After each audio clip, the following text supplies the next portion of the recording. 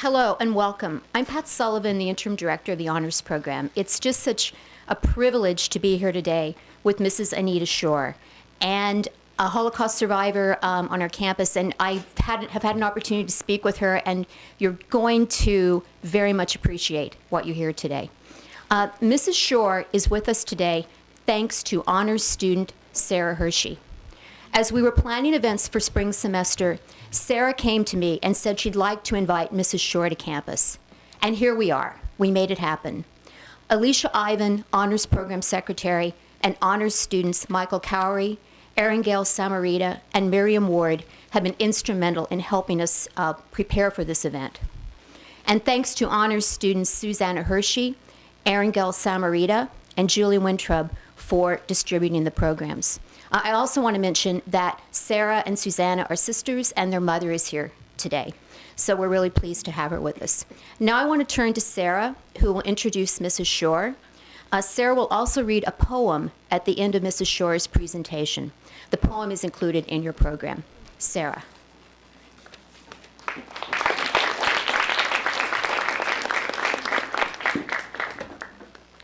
Hello, everyone. I wanted to start by welcoming you all and thanking you. I'm really excited to see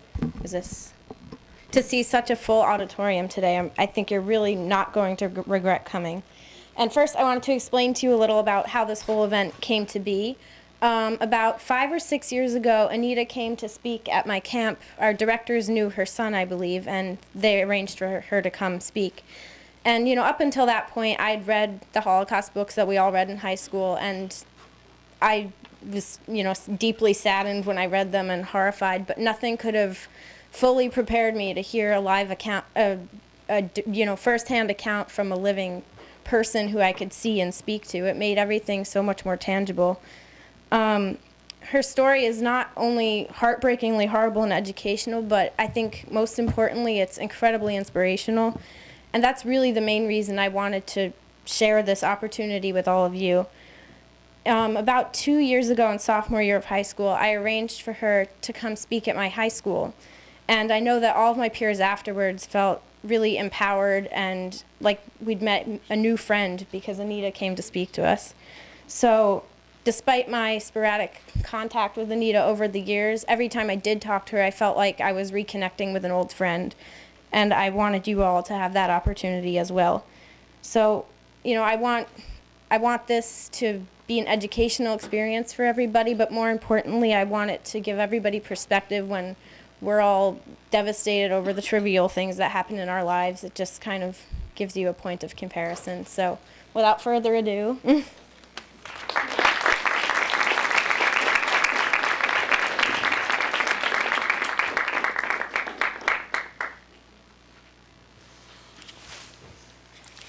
I will show you photos of my childhood, because I used to speak in front of students, and I said, I was just like you. And they looked at me, what is she talking about? The light, maybe? The light? No, the light. This is Anita, age 1. I had no hair. My mother was upset, so she put a hat on me. A stroll in the park. My uncle Ludwig, my mom Stella, my little brother Michael, and my grandpa Maurice. Here I'm about 3 years old. Pulling my little brother on a sled. I like sports, as you will see. My brother was 5 years younger. My grandparents, my grandma Gisela and my grandpa Maurice. Here I'm about 5 years old. It's not a very accurate picture of me. I don't think I was ever shy. This is a photo. I'm here about 7.5, my brother 2.5. This is a very last photo of me. I'm here short of 11 years old. Earlier we were taken away. Top of the mountain. Skiing in Europe was not how you went down, but how you could get up. No chairlifts. That's another photo from that famous child photographer by the name of Francis Grubner. Skiing in the Alps. I am 7 years old here. My father Fritz, my mom Stella, and a friend. That's my mom, Stella.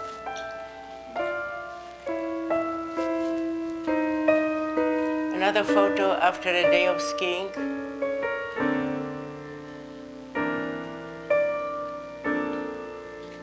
That's the same stroll in the park. My Uncle Ludwig.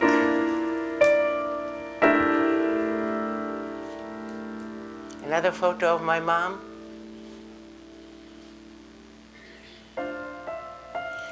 Top of the mountain, a very tall mountain called Čnekope, Sněžka, on the border of Czechoslovakia and Poland. My father was an avid tennis player, taught my mother how to play tennis.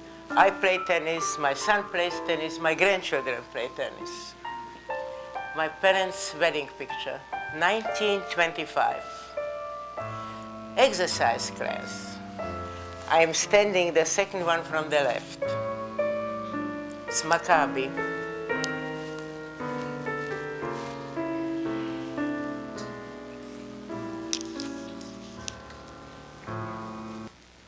It is March 1939.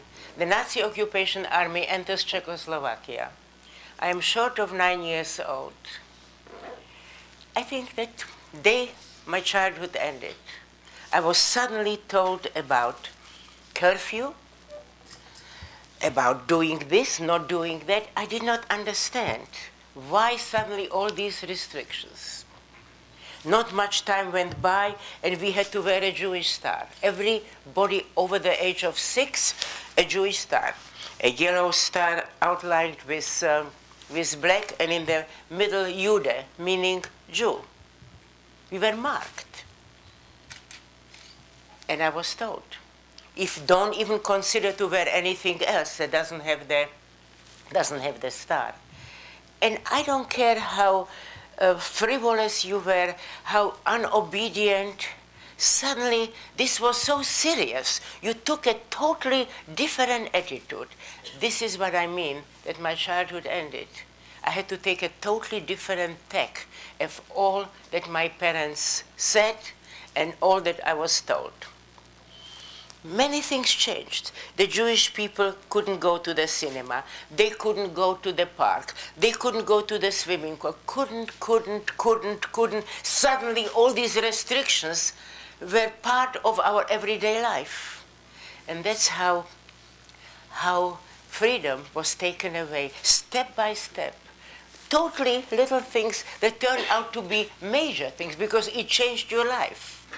I went to play ball with my friends. I was good, so always there was a spot for Anita. They turned around and walked away. I came home crying. I said, why are they not playing with me anymore? And I was explained about anti-Semitism, about what is happening in the world, that in Germany, in 1938, a year before the Nazis came, the Germans vandalized synagogues. They broke the beautiful stained glass windows. They took books written by Jewish authors and threw them in the street, and they burned them. A bonfire out of literature. And the world was silent. Even then, in 38, when there was enough time, nobody stood up and said, no, this is crazy. This is not right. Nobody said no. And the thing started to roll. And then came rumors that people were loaded onto trucks, Jewish people were loaded onto trucks. They were driven into the forest in Poland. They were told to get out and dig gigantic holes, and then they had to stand in front of the hole, and they were shot. Innocent people, men, women, children, elderly, without any distinction, without anything, no way to say anything, they were shot. And the next group had to come up, and they had to cover the bodies and stand and wait to be shot again. For every person, there was an armed person. And while all this was happening, the free world did not say anything. They turned their back. something is going. They said it's not possible that it's happening. And it started to happen to their uncle in Berlin, and to the aunt in Vienna, and the grandmother in Poland. And people were suddenly taken away, their freedom was taken away, chopping at their humanity by taking away their dignity. The dignity to speak their mind, the dignity to make a difference. They didn't know from where it's coming. Now suddenly Jewish kids couldn't go to school. First they had all the Jewish kids from, let's say I was born in a city called Brünn, that was right on the Austrian border. It was the second largest city in Czechoslovakia. We had the opera, we had a philharmonic. It was a cultural city. It was a very industrial city also. The Germans were interested in it because it manufactured the famous Skoda Werke. They manufactured ball bearings. And as you know, anything that moves needs a ball bearing, whether it's a wheel on a car, whether it's an automatic weapon, everything that moves needs ball bearings. So they were very anxious to take it away. All the Jewish kids tried to go into one class, not a tragedy, so they had more friends, but they didn't last too long. No school for Jewish kids. And if the teachers wanted to assemble in a private house, and they were caught, punishment suddenly was a word that was on your everyday palate. People were punished for going someplace or for not going someplace. There was no sense in all this. People were taken out of their beautiful apartments and shoved with other people into little apartments. But the grown-ups listened to the BBC, and they said, this has to stop, this is crazy. Czechoslovakia will protect us. My father was actually a high officer in the Czech army, and in 1938, Czechoslovakia mobilized. They were going to fight the Nazis, but then they were sold out. But this is, of course, history. He said, I'm an officer of the Czech army. He had a battalion under him at the time of mobilization. They will protect me. Now, Czechoslovakia betrayed all their Jewish citizens. Czechoslovakia betrayed them, Poland betrayed them, Austria betrayed them, Germany betrayed them. Citizens that were important people, they were the musicians, they were in chemistry, they were in sciences, in literature, in acting, in you name it. The Jewish people had prominent places as respected citizens. And somehow, suddenly, this was all gone. The pressure with a fear of punishment, punishment meant taken out of their life, the same way like they did it with the Jewish people. People were taken away and never heard from again. It is now 1940, and we get an announcement to pack our belongings and that we will be taken to a plaza where we have to meet, etc., etc. My mother somehow knew somebody who was in the management who was a very good friend of hers, and she took her money and her sister's money. My Aunt Hilde lived also in Brno, and she was somehow able to get us out of that particular transport. But my uncle did not hear the good news that we were exempt, and he took his life. This was probably the very first time that I knew somebody who died. Kids don't know anybody who dies, especially somebody taking their own life. Well, to a 10-year-old, this is not something you can understand. They took my aunt right away and they sent her off, and we never heard from her again. And more rumors, more anxiety, more discrimination, more chopping at everybody's dignity, at everybody's humanity. And here we are now in the spring of 1941, and we get another of those announcements, and there is nothing that we can do. We pack up our overnight bags, and we go and meet on the plaza. We come to the plaza there, everybody with their bags. People know each other. One looks at the other, what is happening. You had a gun at your back all the time. That was no way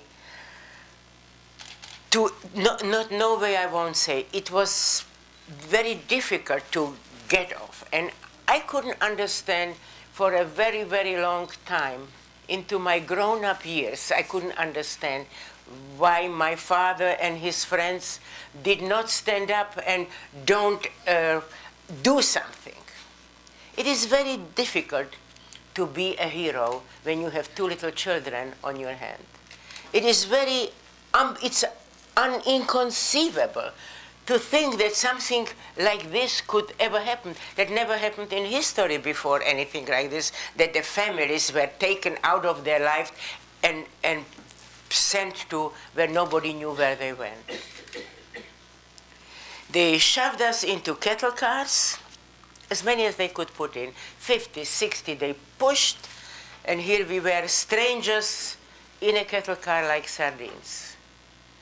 You must understand, a cattle car is designed for maybe 4 cattle, 4 cows, or maybe 2 horses. There is just a little window with enough air for that particular kind of thing. Now suddenly you have 50, 60 people in it. It gets so stuffy, people started to faint. There was not enough air. There is not enough air through that little window for 50, 60 people. We traveled a whole bunch of hours. Time and hours, you will have to forgive me. This is all a big bunch. I cannot really organize it in my mind, so I cannot tell you how many hours, but it was quite a long time. When the cattle car stopped and they opened the door, everybody fell out, gasping for air. And I remember the grown-up saying, Teresin, we are still in Czechoslovakia. And somebody else probably said, well, that was the barracks for the soldiers that Maria Theresa built for her soldiers in the 15th century.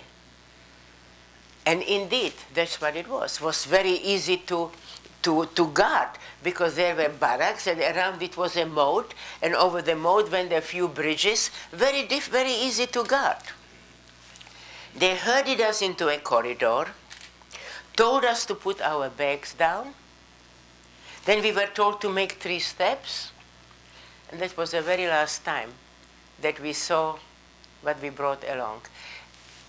And just for your interest, everybody packed those bags with such care.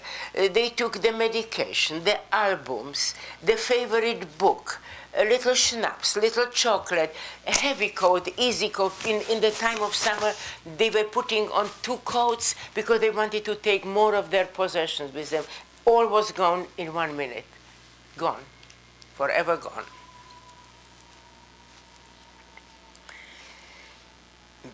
We were given utensils.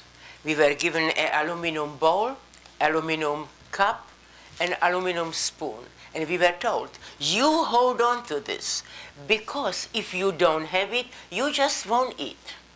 We didn't understand what they meant by that, but everybody was hanging it on their side, so everybody hung it. They herded us into the barracks, and they were bunk beds. They called it, looked more like shelves than bunk beds. There were 6 on the bottom, 6 in the middle, 6 on top. Strangers, 6 in, strangers.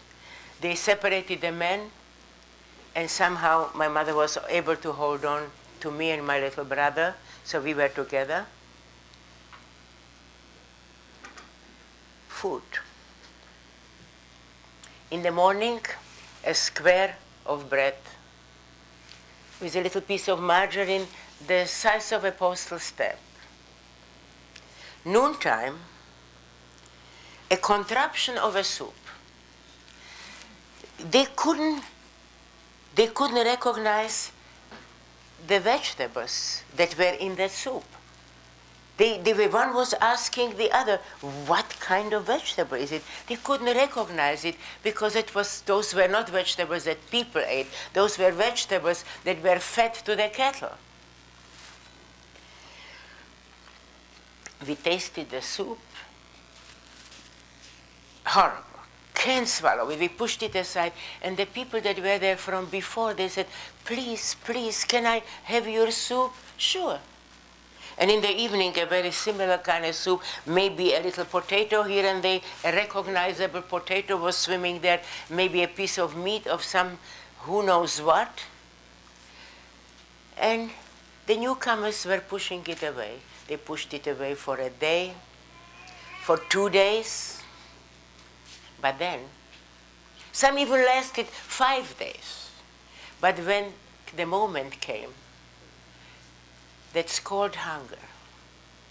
Hunger is a totally consuming situation. It grabs you here, and then it overtakes you.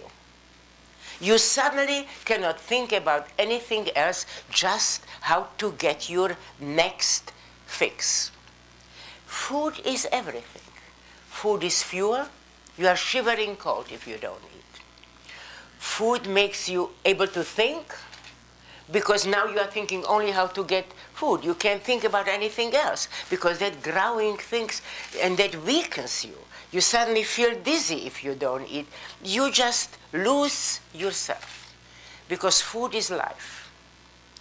It is very difficult to explain it, me included, to all of us who think we are hungry between breakfast and lunch. But let me tell you, I will never, never forget what hunger is. Because, no, hunger is not something that is forgetful. And if you think about it, it came to me, there is no plural in hunger in any language. Because you cannot measure.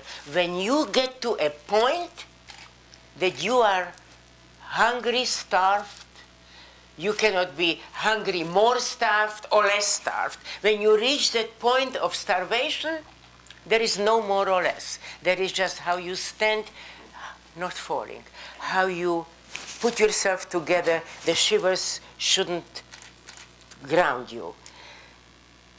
How you make it through the next hour, how you make it through the next day, because you got up hungry. After the breakfast, whatever you can call this piece of bread, you were still hungry. And by noontime, after you finished that soup, that you gulped it down, you didn't care what kind of a vegetable. You didn't care that you didn't know the name of those vegetables. It was lukewarm, and it was something. It made you able to stand for the next few hours until the thing came up the evening. And you got up hungry, you were hungry throughout the whole day, you went to sleep hungry, and you woke up in the middle of the night hungry. And that's how they took away your personality, your persona rather than personality. They took away your dignity. They took away your humanity. Every day another chop at you, another way of taking away what is called to be human. And the trains were coming in. And the grown-ups used to run to the people that said, what is happening in Europe? What is happening? What is happening in the world? Why isn't anybody standing up and say, enough, stop? Nobody. Nobody stood up and said no. And that's how it all rolled. The Nazis were able to sweep through all those atrocities that for the people that were not 100% involved in it, didn't mean they didn't care to look into it, what is happening. The world turned their back on the Jewish people.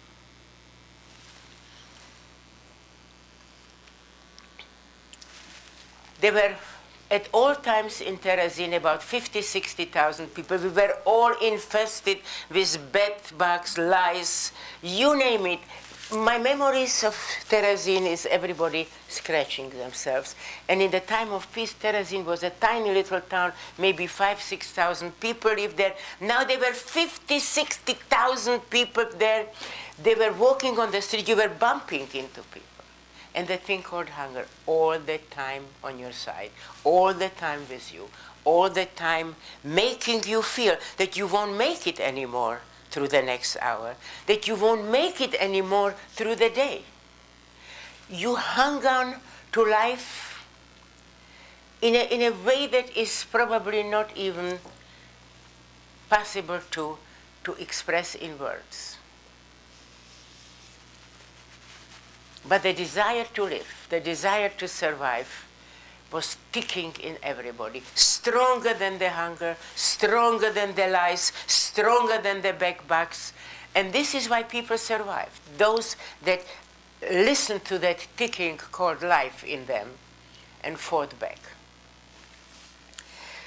There were all those people there, the Germans decided they will do some medical experiments. Of course, you know, in Terezin they had an orchestra because prominent artists from all Europe were right there.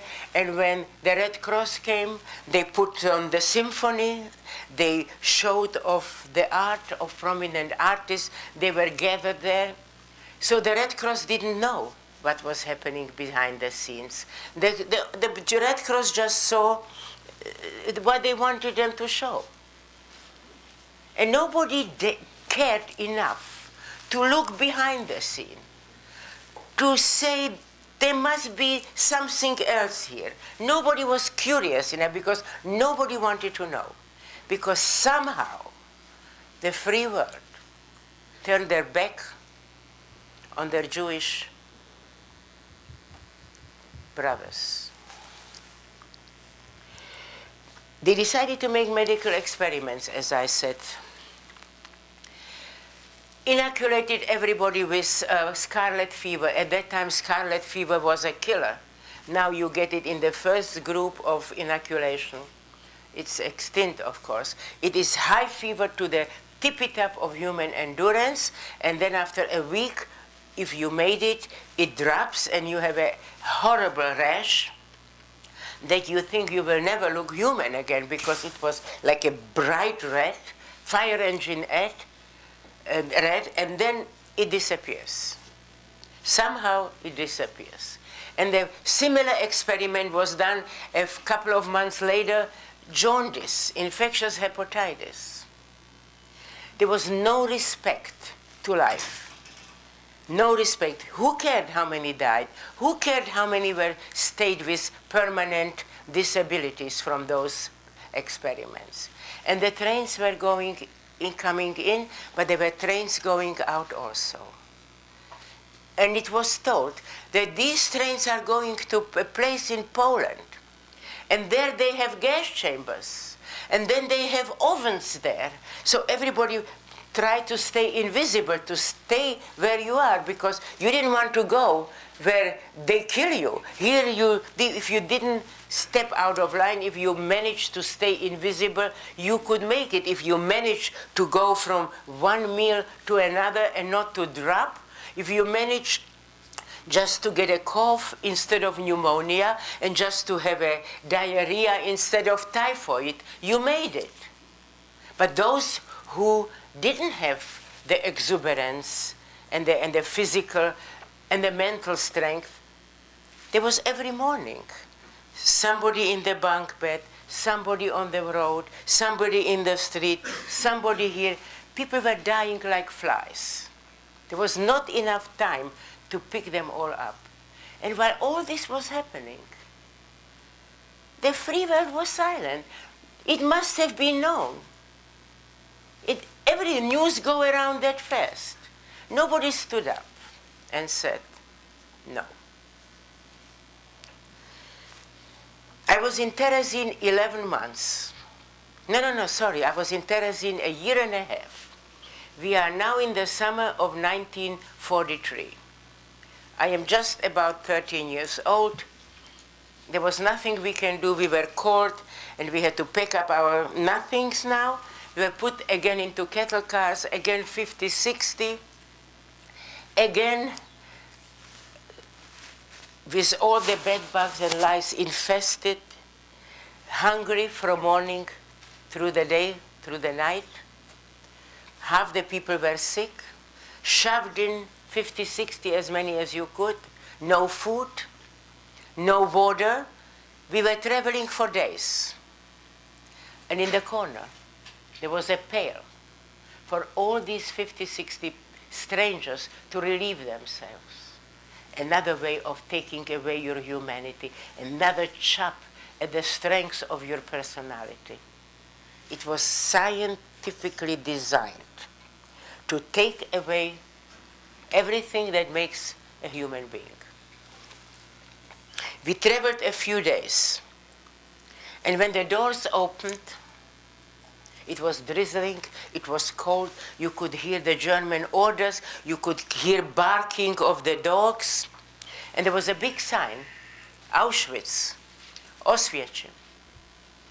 Arbeit macht frei. That means work liberates you. Men and women were torn apart. Little babies were torn out of the arms of their mothers and thrown on a heap. The anxiety, I don't have words to express it. Everybody was shivering. My father was taken aside immediately, and my mother was holding to me and my little brother so tight that when later I opened my wrist, there was blood there, because that's how hard she was holding on to me. Somehow we managed to stay together. We were herded again into barracks that were colder. The bunk beds were tighter this way and tighter this way. Strangers again put together. We were brought into a camp that was called Birkenau. Birkenau means birchwood. There was a birchwood camp for men, and there was a birchwood camp for women. We were in barracks, and the few, I don't know how many, there was a lot of barracks, and we were surrounded with barbed wire. And the barbed wire was filled with high voltage electricity.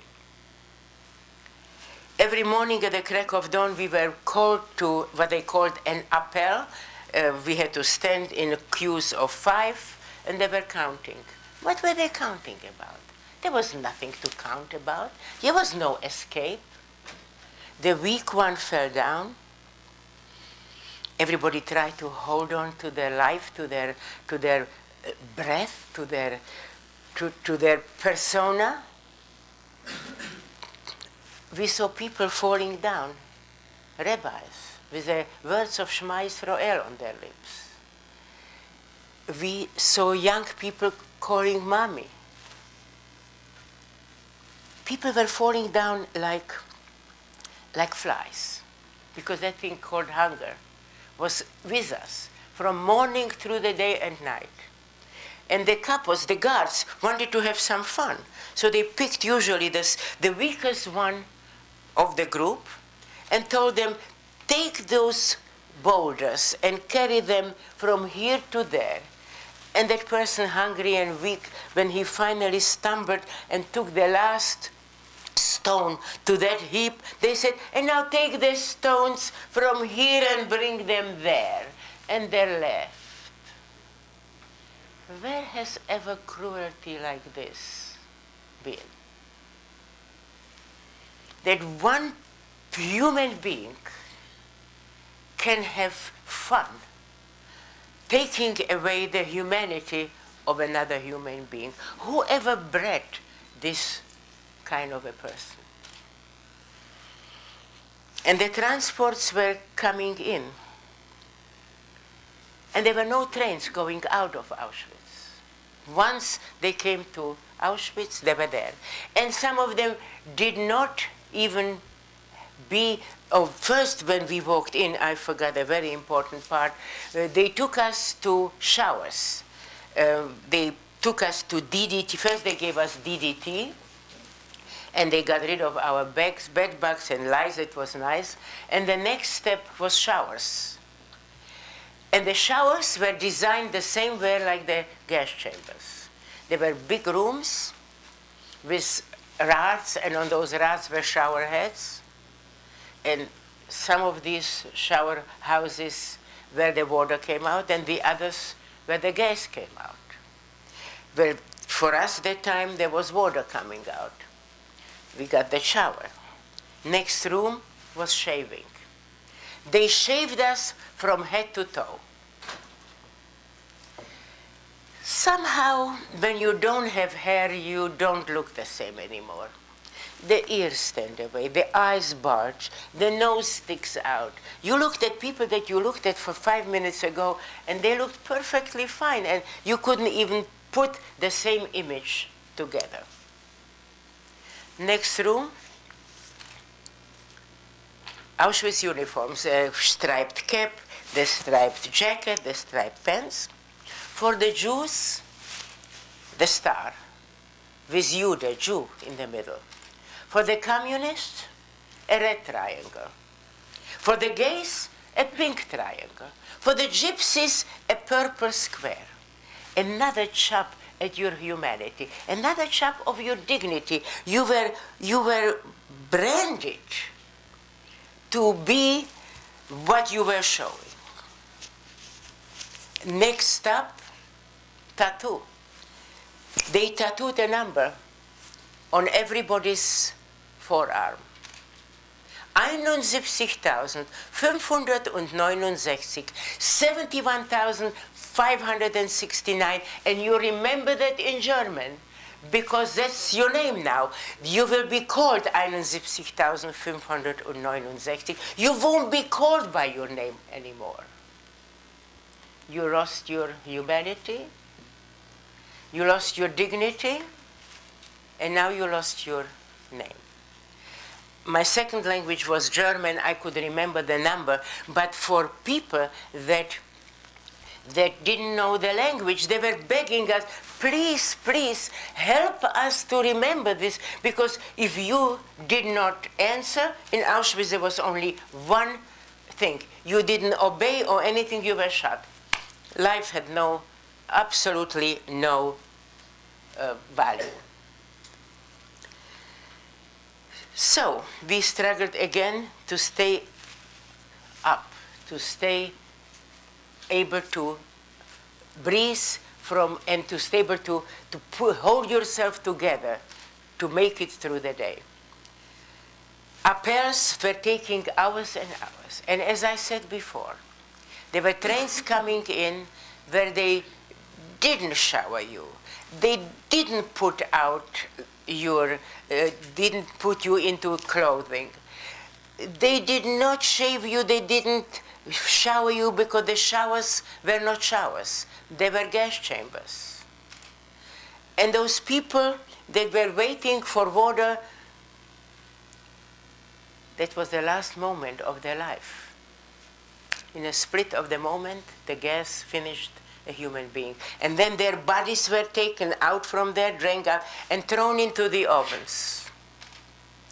And all you could see were the black mountains of smoke. And you knew that another transport came. And innocent people, men, women, children, innocent citizens of different countries, were gassed and burned. And the only thing that was left were the big mountains of black smoke. Every time that stench came up, we all shivered, because you never knew when your moment will come, when you will wind up as a black smoke. And while all this was happening, the free world was silent. We were all wondering, why don't the Allies bomb Auschwitz? Why don't they come and do something, take out the destruction of innocent people? Why isn't it anybody in the whole world that stands up and says no? Nobody stood up.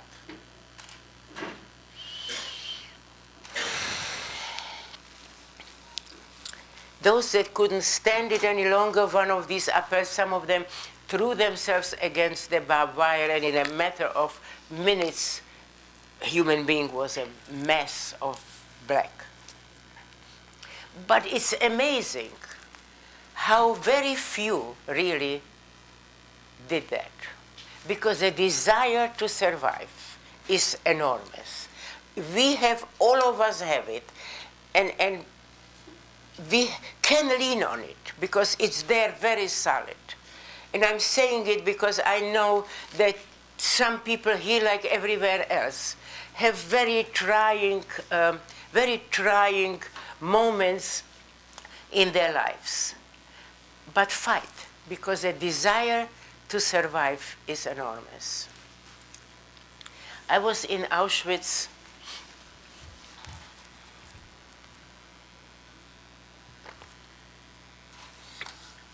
I was in Auschwitz 11 months. We are now in the summer of 1944.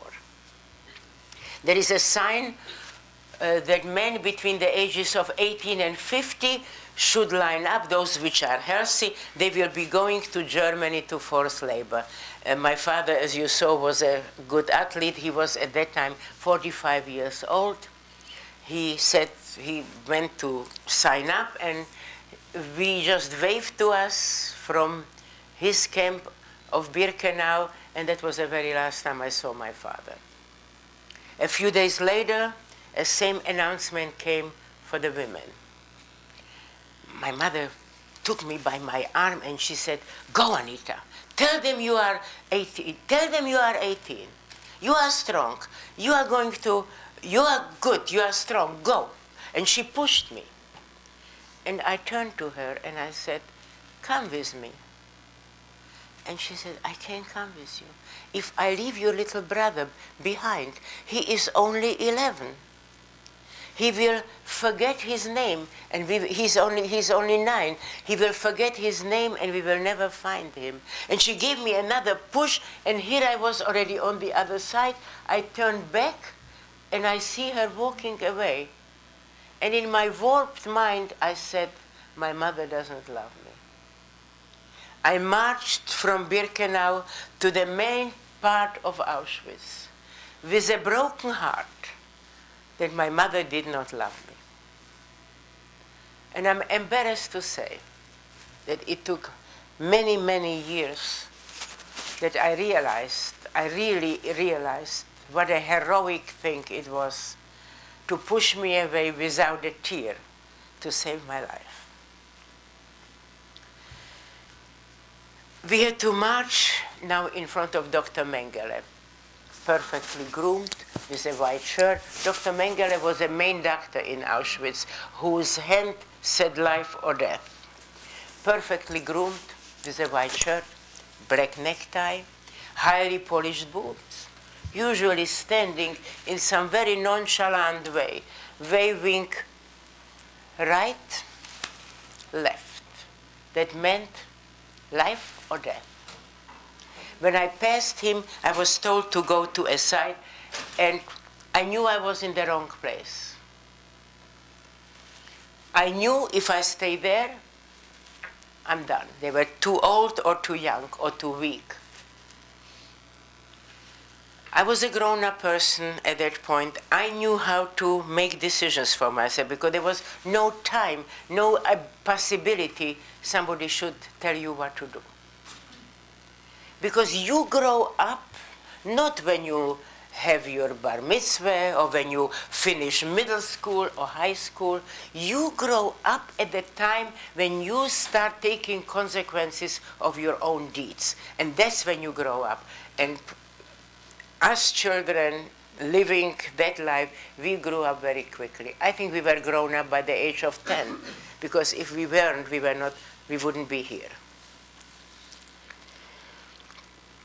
My whole body revolted. I knew I'm going to die if I stay there. There was some inner instinct that drove me to see. I saw a latrine and I went for it. Unheard of to get out of line.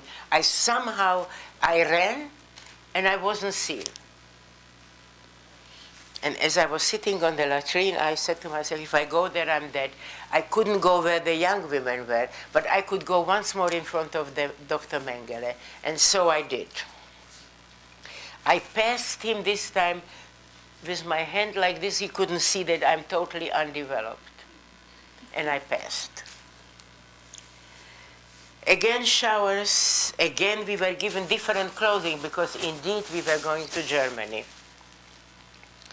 We were given civilian clothes, but we had to exchange the left arm. So I had a black jacket, now I had a beige left arm, and the other one had the other way. They also gave us medical examinations. They were examining everybody because indeed we were going for slave labor, and they wanted to be sure that nobody went out who was not healthy. And I saw a young lady getting off the table with a little blood trickling down her legs, and I lost it. I started to cry. I said, I'm only 14, I want to go back to my mommy. When I cried the most, a SS woman came over to me and pulled me. She said, why are you crying?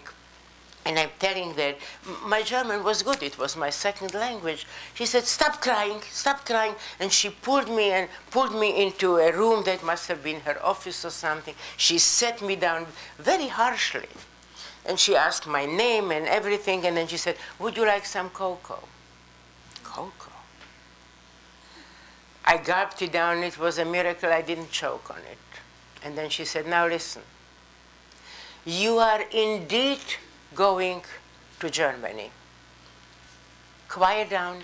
Don't say anything anymore. I'm going to arrange. You don't have to go for the medical examinations. But after this, stay invisible, like you always are. You are going to Germany. You will be with people that speak your language. She saved me because she knew that I cannot go back, because she knew already that the mothers and the children and the elderly and the weak went to the shower houses that were not shower houses.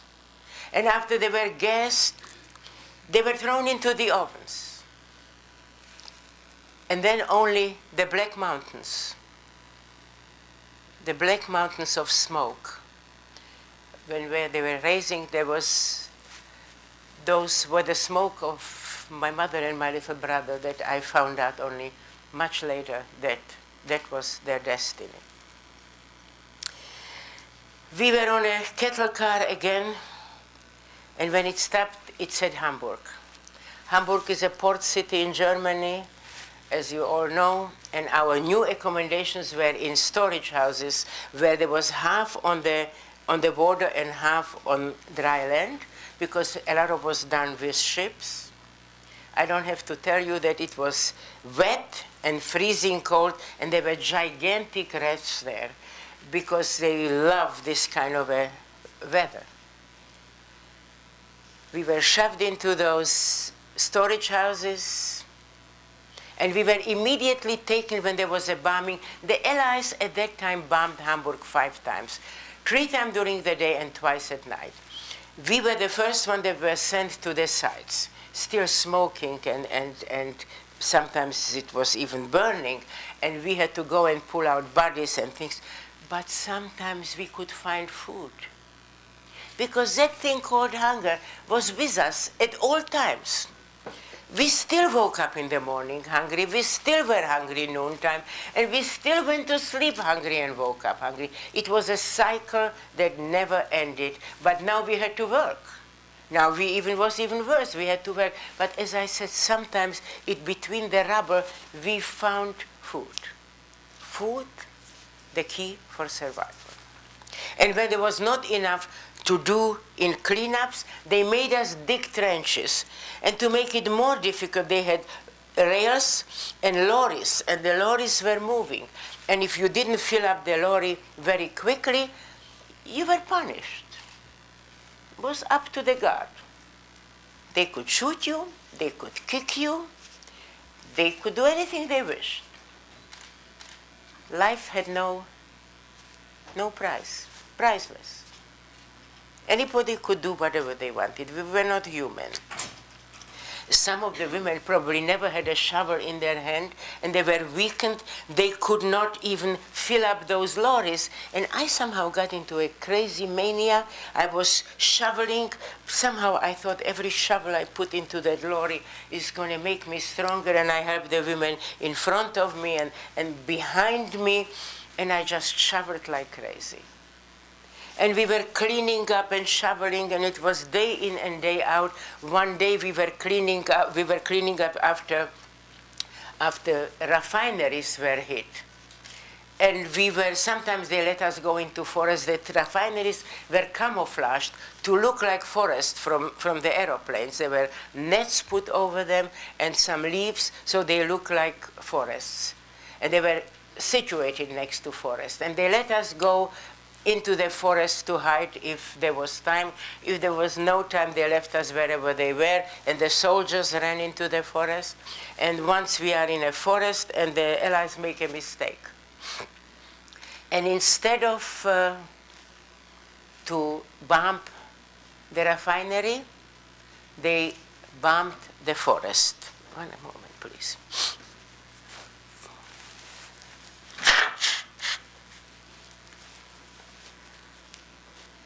To be in the middle of the bombing, they tell you when you hear it, it already happened. So there is no way to run away from it. The bomb falls in and creates a crater. And everything in that crater is suspended in the air. Trees, bodies, boulders, everything that was on the earth is now up in the sky. And then it falls down. I was covered with earth, and I was starting to have difficulties breathing. And that was the only time, I think, that I thought, well, this is it. When I feel a terrible pain on my foot, and 2 minutes later, I'm breathing. One of the German guards tripped over my foot and pulled me out. He asked me, what is your name? And I told him. He said, how old are you? And I said, 40. Oh, no, I'm 18, I'm 18. He said, calm down, calm down. He looked at me and he asked, he said, are you that girl that always shoveled? And I said, yes, I'm the girl that always shoveled. And suddenly he puts his hand in the back. And I figured, no, now he's going to shoot me. He brings it out, and there is a package in his hand. He opens it, and there is a sandwich in it. He cuts the sandwich into half, and he said, here you are. And when he saw how I gobbled it up, he said, look for me. I will try to give you a sandwich tomorrow or next day, whenever I see you.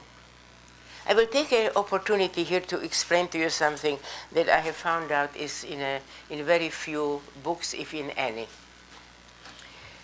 For example, we were 5,000 women, and there was 8 SS women running the show. But there was about a dozen soldiers, Wehrmacht. I would like you to be aware of it, that all those in the SS army were volunteers. Everybody who was in the SS army were volunteers. When you saw those 2 SS, those were all volunteers, and those were the Nazi, and those created all the problem. And then those guards that we had there, they were from the Wehrmacht, which means a watch.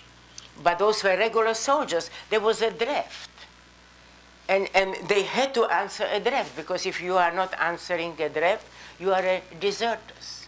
And I'm saying it because the kids ask me, do you hate the Germans?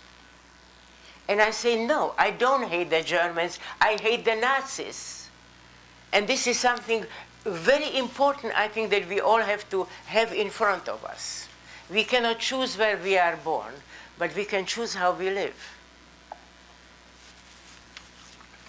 He also asked me when my birthday was, and I told him in August. He said, look out for me.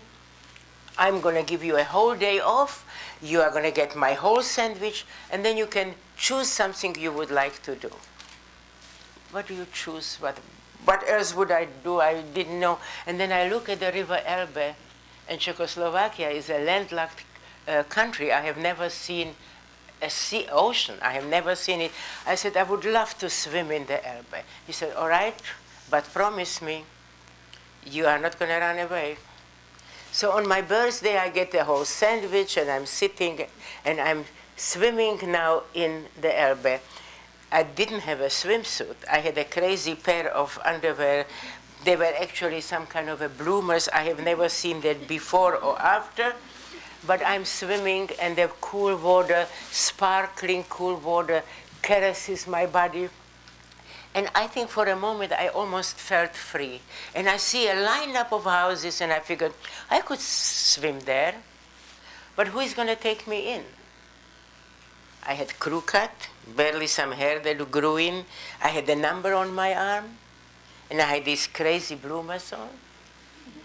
And what German will take me in? Because Hitler made it very clear. At the time of Anschluss, where he was standing on the balcony in Vienna, in Schönbrunn, when he said, who is not with me is against me. And that he exercised every moment he had. And I said, and then I promised not to run away. I swam back. Then came the fall and the winter in Hamburg. Not enough food, not enough clothing, frozen toes, frozen fingers, so hungry and so devastated and so sick. Every day, somebody didn't wake up. I don't know how many were left out of 5,000, but there certainly were not any more 5,000 women. Throughout the winter was a very bad winter. We were working hard, and as I said, not enough food. We could hear the offensive already coming. We could hear the cannons, and all we were hoping, when the aeroplanes were going over our heads, we were waving to them. We were hoping, just liberate us already. We couldn't understand how the Allies didn't do anything to liberate, to bomb the people where they were congregated in hundreds, in thousands, and being exterminated like they were not people. How come the Allies didn't find these spots and didn't target them with bombs? We couldn't understand it. And truthfully, I don't understand it until today. It's now February. We are in terrible condition. Everybody has frozen something. Everybody is sick with something. They gather us. We are immediately put against on the cattle cars. We travel not too long, and when the cattle cars stop, we see barbed wire. We see striped uniforms. We see a sign, Bergen-Belsen. We are in another concentration camp. They pushed us in there, and we see you can walk. There are people all over the floor. There is no more bunk beds or anything. That was the last concentration camp next to Hanover, very close to Berlin, the one that wasn't yet liberated. So they put in as many as they could. Every day they brought in. There was not organized food, not organized sleeping. They yelled food. If you who could run had food, who didn't. I think every minute on that spot, somebody died. If not every second. You made 3 steps and there was somebody. Everybody was so weakened, they couldn't even clear the bodies out of the way. I'm told that Anne Frank died about 6 weeks before the end of the war, and that was the time that our group came in. I was in Bergen-Belsen 6 weeks. One day, April 15, the Germans are gone. They are gone.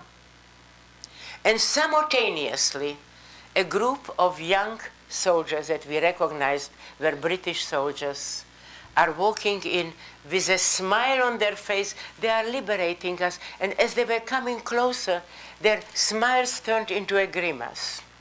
And through their eyes, we felt how we must look. The smile turned into a grimace because they saw something that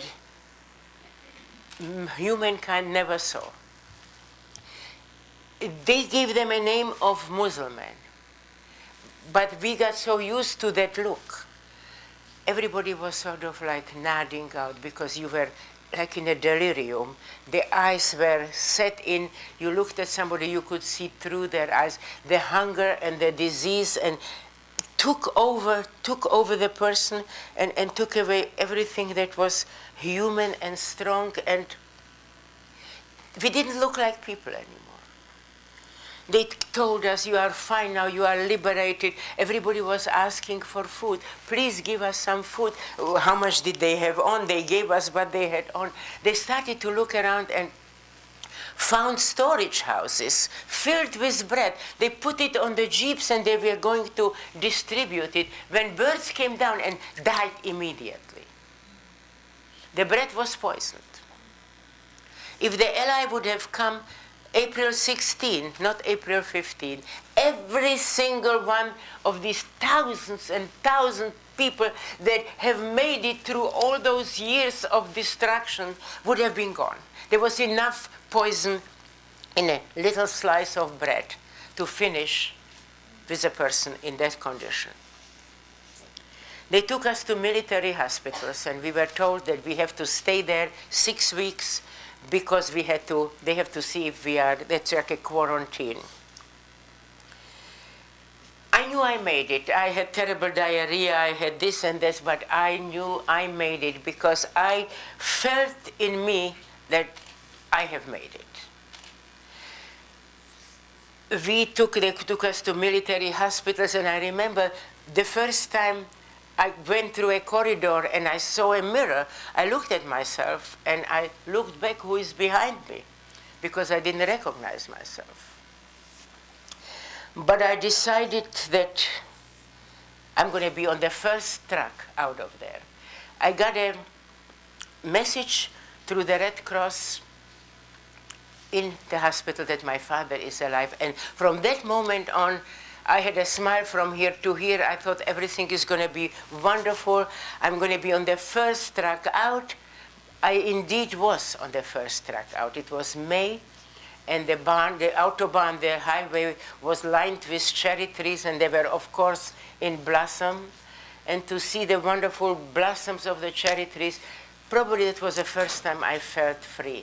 I arrived in Prague, in the JCC, in the Jewish center or whatever it was, and there were names on the floors, on the walls, and on the ceiling. Everybody was looking who survived. Everybody asking, did you see this? Did you see my husband? Did you see my uncle? Did you see this? It was a sight that I will never forget when a gentleman tapped on my shoulder and he said, are you Anita? And I said, yes. He said, your father died a hero. I said, what are you talking about? My father is alive. He said, sweetheart, I was there. We were free, and then we were recaptured, and they put us on a death march. And you know your father. He was always laughing and making jokes, and one of our friends couldn't walk anymore. So he put him on the shoulder, and he said, I will carry you into freedom. When the guard pointed him to get out, and he shot him. My father was shot 2 days before the end of the war. Those of us that didn't find anybody, they threw us into a sort of an orphanage where we got our meals and a bed. But we were on our own. Of course, I wanted to immediately go to school. My last report card was from 5th grade. And the authorities said, so you sure you go to 6th grade? I said, I saw life and death. I'm 15 years old. I will work hard. Every door I knocked on was locked, was closed. Czechoslovakia betrayed me. I couldn't get back to school. I talked myself into arts. I wanted to go to the state. I've always wanted to be a doctor. From the time I was 2 years old, I was going to be a surgeon. Every girl was dressing up their dolls. I was cutting them up. I knew I cannot be a doctor anymore because I cannot go back to school. What is my second talent? Art. I didn't think I was good, but they sometimes displayed my stuff. I talked myself into a private graphic school where he said you have to have straight A's. We never give scholarship. I talked myself. I said make one exception. But this is a whole other story. I don't want to go into this. Czechoslovakia betrayed me, and I wanted to go to Israel. But Israel was at that time under mandate, under the English mandate. It was Palestine. I was approached, and I was asked if I would like to join the Haganah. That was the Israeli underground army. So at the age of 16, I was taken into a cellar with a map of Israel, the Tanakh, the scripture, and a gun over it, and I swore my alliance to the state of Israel, the future state of Israel. And that was a very significant moment in my life. I was kept in Czechoslovakia to train others because there were tremendous casualties, because the new immigrants didn't know the Hebrew order, and they told them lay down, and they were running. So they kept some of us to teach them and the armament, and that is. I went to Israel in 1948, and I participated there in the War of Independence. And there slowly I made myself into a person. But I would like to tell you why I'm here today. I'm not here for you to pity me or for you to admire me here. I used to say, remember. No. Remembering is not enough.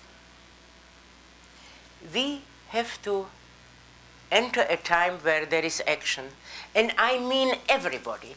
I don't care if you are a grandparents or a parents, but especially when you are young. You have an obligation to step in and be a hero. You cannot wait for the other person to do this.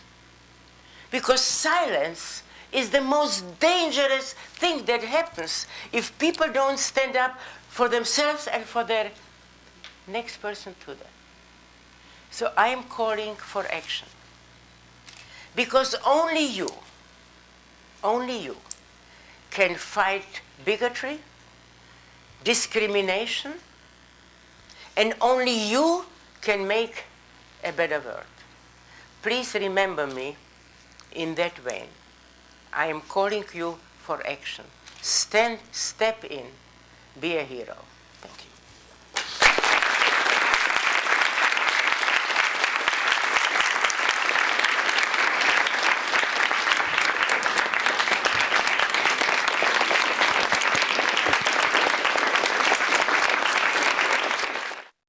This was written by a young lady of 15 years old called Sarah Pierce. Lindsay Pierce. All right, so this poem that Lindsay wrote is called Inspired. Never again will I complain. Never again will I cry. Never again will I squirm when my mom hugs me goodbye. For I have heard true suffering in the face of someone wise. I listen to her story as I watch the tears fill her eyes. True hunger is like a feeling I have never felt before, she said, gripping her stomach, where was the land of the free when this continent was filled with war. Never have I ever been so ashamed of my country, so brave, who sat back and watched as so many people dug their own graves.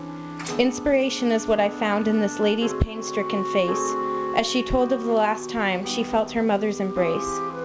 I fought back tears as I thought of the lives we are living that have seen no real pain. We live contempt full of judgment, always complaining about a life that seems so mundane.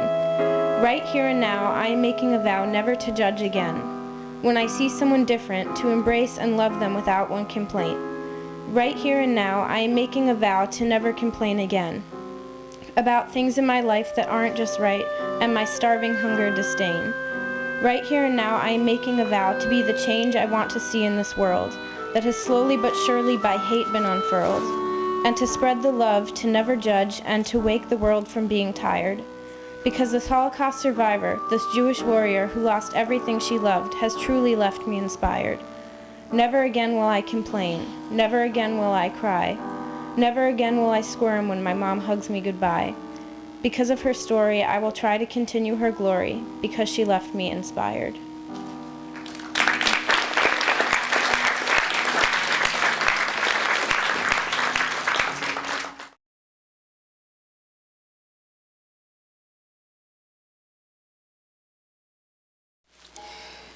The family pictures were saved by our seamstress. My mother must have given her the album. She also gave her other things, and the seamstress wanted to give me everything back.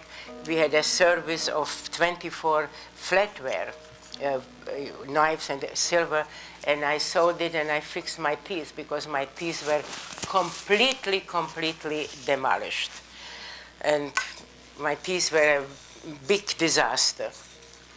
I would like to mention something which is, I think, now even more important than ever. How much courage it took to rebuild the life. And when I'm thinking about the young soldiers that will come back from the war in Iraq, in Afghanistan, they will probably face a very similar situation.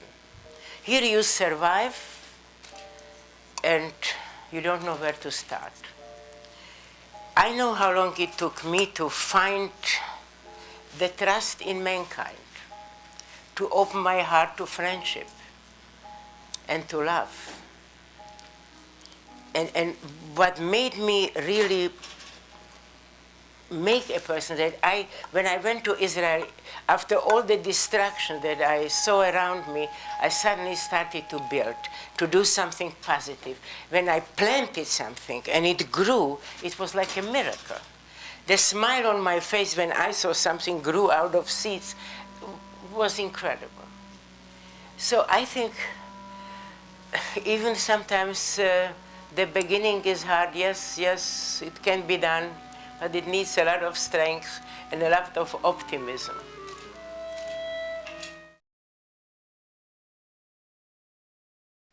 I did not feel anti-Semitism because we were very integrated. And we were very upper middle class. I knew I was Jewish, but Jewish in a very, on the holidays we had a Hanukkah menorah rather than a Christmas tree, but I was very jealous of my Gentile friends, and I made sure that I got invited to where there was a Christmas tree. But this did not seem to be an issue. This didn't seem to be an issue.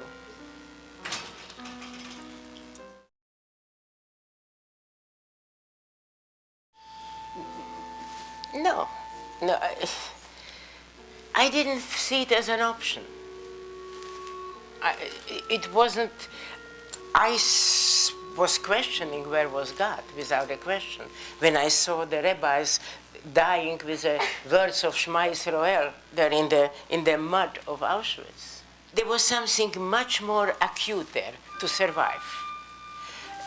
When you are hungry, as I said before, you don't philosophize a lot. You try to hold on together so you can make it for an hour and for the next hour. Maybe some people of a more complicated or better intellect. Me personally, I didn't have time to question that. I was just facing reality that I had to use all my powers just to survive.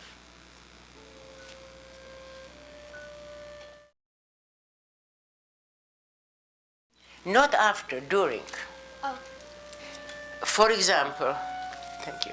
For example, when I went to Hamburg, there was a group of college girls, and they sort of took me under their wing, because I was the youngest of 5,000, because don't forget, I slipped through saying that I was 18. And they sort of watched out for me.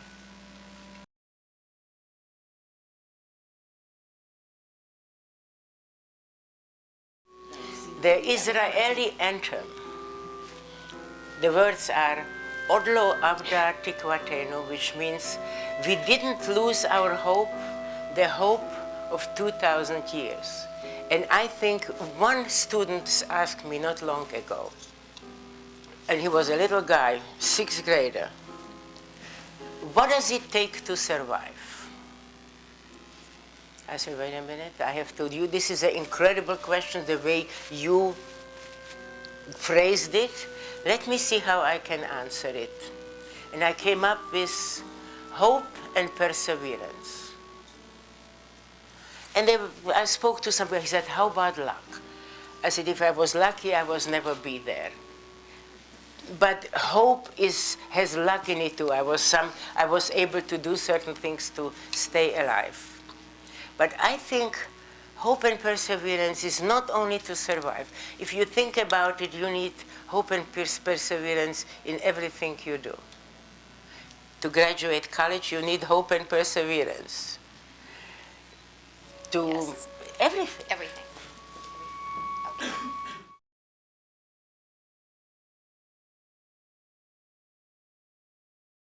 I will tell you. I wanted to be like everybody else.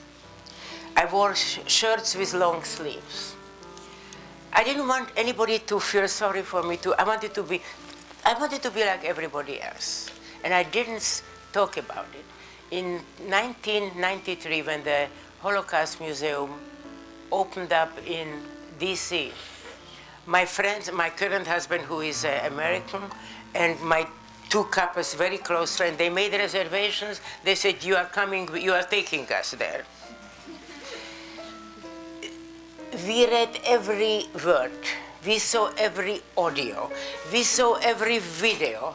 And everybody there, my friend, she saw some kids from school. She said, here you can talk to a real survivor. It was amazing. I walked through it, and I went with my little armor so I don't fall apart. I was holding together. And then at the very end, there is like a big dome with glass, and people are sitting there like sort of, like, you know, they are thinking about those things, but there are screens coming down. There are screens coming down where survivors talk about their experiences. And I saw that my friends who are very educated, highly educated and highly motivated people, after all that they read and they saw, that was the most, that made the most impact on them. I came back and I said, I got to do it. And that's when it started. The first presentation I had was, no, first I went to the Fortune files. They approached me, that's the Fortune of the big company for houseware. They funded it, and it was done in Yale, in the Yale University. They called me 100 times, and I said, I'm ready now. That was the first thing I did. And then a friend of mine, she was in a college. What was the name of the college? Slipped my mind. She said, I talked about my friends about Vizier. I said, I can stand up and talk. She said, we'll make it in a circle. I will ask questions if you need. And once I started to talk, it just poured out. And it's a healing situation for me now. Somebody asked me, how do you do this? Talk about your parents. Doesn't it break your heart?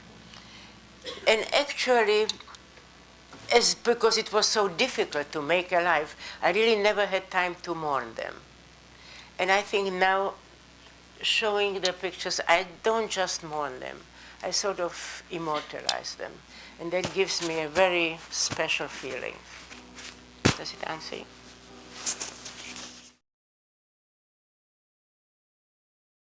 I worked very hard on it, because hatred turns against you. And I figured that out very quickly, that if I will hate, I will use my energy for a very negative things. And I try very hard until today, and in whatever, not just about the Holocaust, about everything in life. I think if we take hate into us, we are really killing ourselves. And I try to be, listen, I will tell you what my son says about my optimism. He said, my mom, she is such an optimist, it borders with stupidity. And I probably am. I will always look for something good. I will always look for, oh, this is going to work out. So that's me.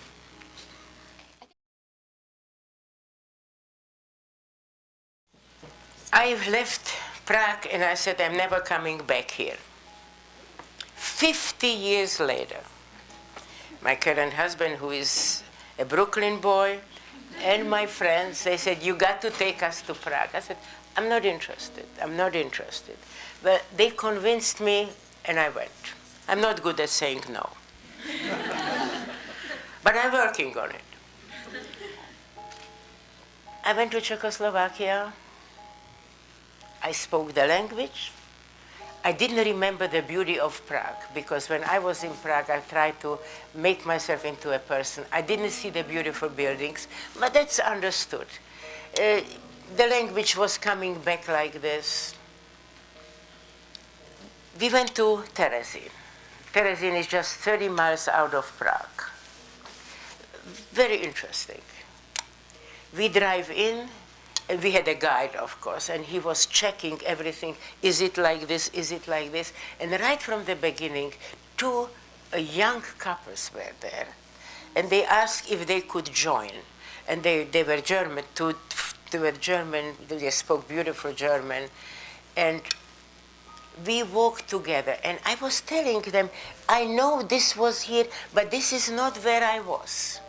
And we went to they did a fantastic job. It's beautifully done. They have all the paintings of the children there. They have pages like in the book of I Never Saw Another Butterfly.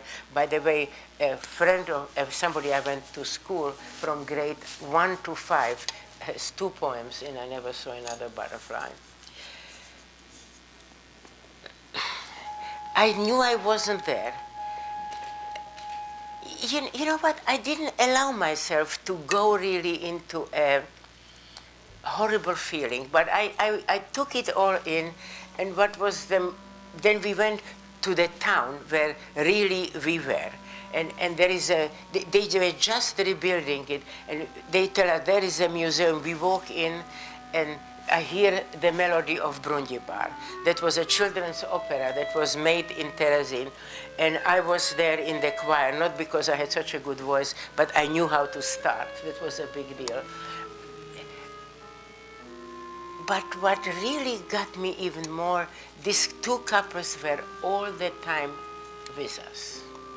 And when the tour was over, the 4 young German people came, and they asked forgiveness. They were so ashamed of their grandparents. And that was a very special moment. I think that's where all these years when I fought all these crazy feelings, I was able to verbalize. And I honestly told them, you don't have to apologize for the sins of your grandparents. The only thing you have to do is make a better world. And I think that was the most important thing of that whole trip, where there's 4 young German people that came there to say to me, we won't let it happen again. It's a good thing to do.